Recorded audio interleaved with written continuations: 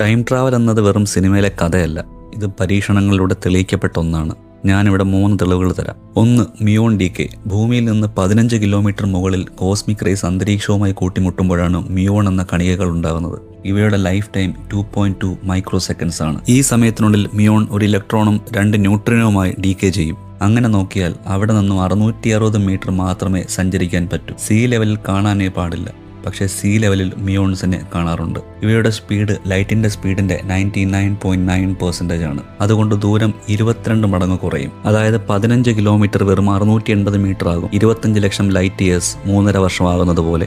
2. നമ്മുടെ ഫോണിലെ GPS കൃത്യമായി പ്രവർത്തിക്കുന്നത് ടൈം ട്രാവൽ കണക്കിലെടുത്താണ്. ഭൂമിയിലുള്ളതിനേക്കാൾ വേഗത്തിലാണ് സാറ്റലൈറ്റ് ക്ലോക്ക് ഓടുന്നത്. ഗ്രാവിറ്റി കുറവായതിനാലും സാറ്റലൈറ്റിന്റെ സ്പീഡ് കൂടുതലായതിനാലും ഒരു ദിവസം 38 മൈക്രോ സെക്കൻഡ്സിന്റെ കറക്ഷൻ ആവശ്യമാണ്. ഇല്ലെങ്കിൽ നമ്മുടെ ലൊക്കേഷൻ കിലോമീറ്ററോളം മാറിപ്പോകും. പാർട്ടിക്കിൾ ആക്സിലറേറ്ററായ സേണിൽ പ്രോട്ടോണിന്റെ speed 99.99999% of speed of light ആണ്. ഈ സ്പീഡിൽ 27 കിലോമീറ്റർ ചുറ്റളവുള്ള സേൺ പ്രോട്ടോണിന് വെറും 4 മീറ്ററായി ചുരുങ്ങും. ടൈം ട്രാവൽ ഒരിക്കലും അസാധ്യമല്ല. ഐൻസ്റ്റൈൻ പറഞ്ഞ പോലെ സമയം എല്ലാവർക്കും ഒരുപോലല്ല.